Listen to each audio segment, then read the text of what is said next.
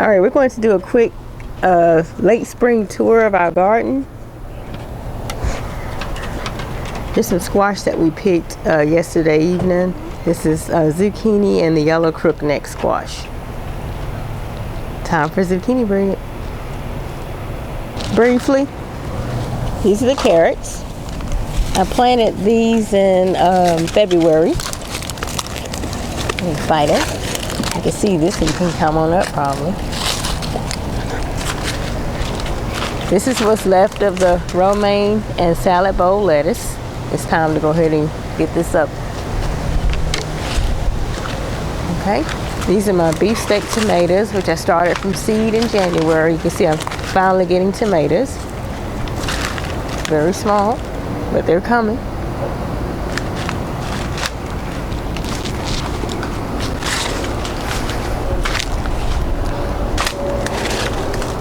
These are the better boys. Now it's loaded with tomatoes. I haven't even picked any, but you can actually see an example of one right here. I'm going to let them ripen on the plant. And on the other side, the bush is full.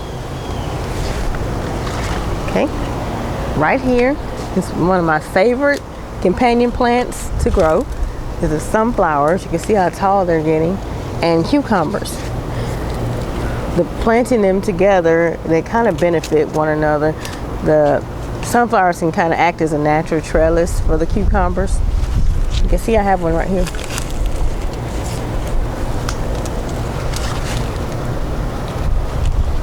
And we have another one playing hide and seek under here.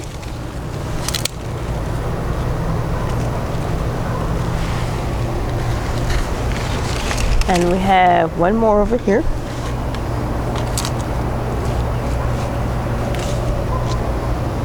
Ouch, I just stuck myself on this aloe vera. Whew. I've had this plant, probably almost 11 years. It's died down some, and I've given many pieces away, and it just reproduces. I have another huge one on the other side of the garden somewhere. Now, here's an update on the potatoes. Because you can see they look pitiful, but really what it is, they're forming tubers at this point. It's dying out, and once this kind of just dies and falls over like this one has, once they all do that, I'm going to go ahead and I'll probably wait about a week, and then I'll go ahead and dig them up. So we should be getting potatoes soon. You can see all the pots and totes are dying back at this point. Woohoo! Now, here's our eggplant. We also started this from seed in January. I'm thankful we're finally getting bees. I actually saw 2 this morning, I believe it was. But this is the Black Beauty variety. There's an eggplant going. Say what? Isn't that pretty?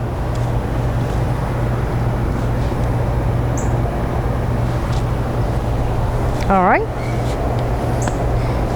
And this is the cantaloupe. Excuse our fur friends. This is the cantaloupe patch right there. I have a sunflower growing with them. These are my zinnias I planted from seed. I actually got these little seeds in a box from the dollar store. I think I planted them in February or March. But they're pretty. I like zinnias. And here are the watermelons. This is the sugar baby variety. It's finally blooming. So I have all male flowers at this point. It's a younger plants, but as soon as I start getting females, I'm going to be watching just in case I have to hand pollinate. And you can see in one of my earlier videos from last year how I hand pollinated a butternut squash. I would use the same concept. Now, I'm not sure what variety my cantaloupes are, but I have to go find the seeds.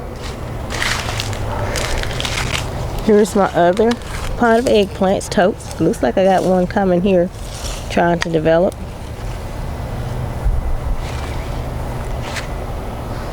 Okay, right here is more zinnias. They're beautiful. And down in here is the okra. You can see it's developing. can't wait to start cutting that. It's one of my favorite plants to grow, is okra in the garden. But once it grows, it doesn't take a lot of tending to. This is what's left of our kale from the winter garden.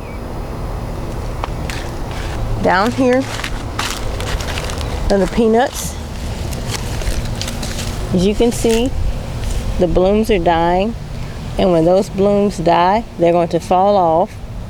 And we just cover it in soil. I've already covered a few. So in the next few days, once these finally dry on off, oh, actually, here's one right here. You can see where it has died. So I'll go ahead and just cover it with soil. And that's how the peanuts form. And you can remember from last summer, I had a video on that too. And I have 4 totes of peanuts. There's another bloom. You just cover with soil. This is zucchini. Oh my goodness, this needs to come off. This is almost, if I leave this on another day, we'll be able to make zucchini boats. I didn't even see this yesterday.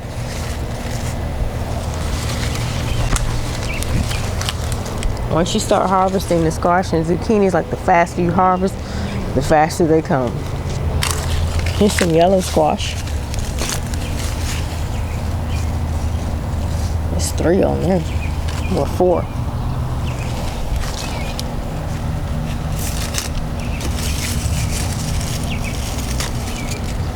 Okay. That was an old spinach bed. I cleaned it out. Right here is more zucchini. You can see the blooms.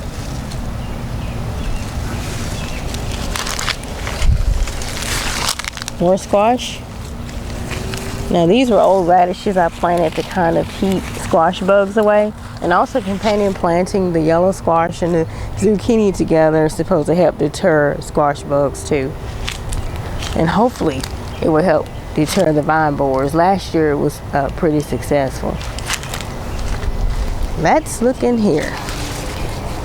This is the corn patch. You may remember just a few weeks ago we were looking at the corn and how small it was. I said we would do an update.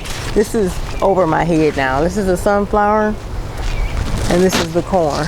See how tall? This is the truckers field corn, the truckers yellow field corn, and it gets up to about 9 feet if I remember correctly. That's a 6-foot fence behind me and it's already taller than the fence. And you can see that it's tasseling too.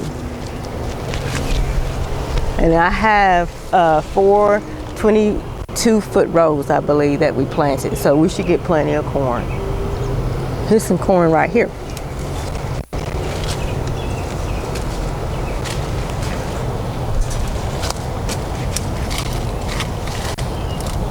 I can't wait.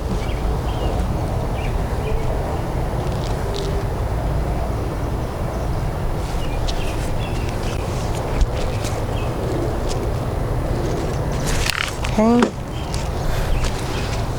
And in here,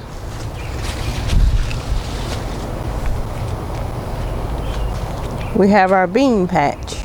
As you can see, we have some snap beans. I've already picked twice off of this section of the patch. Last Friday, I believe it was, we got a pound, and the week before that we got we picked almost the same amount. And these are some snaps. I need to come through here again tomorrow and clip again.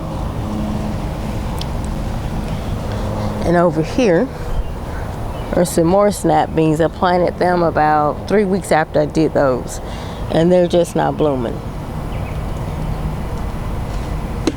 So we should be getting more beans soon. All right, here's a good view of the tomatoes I was telling you about. It's full. I see 9 just at a quick glance. Well, that's it.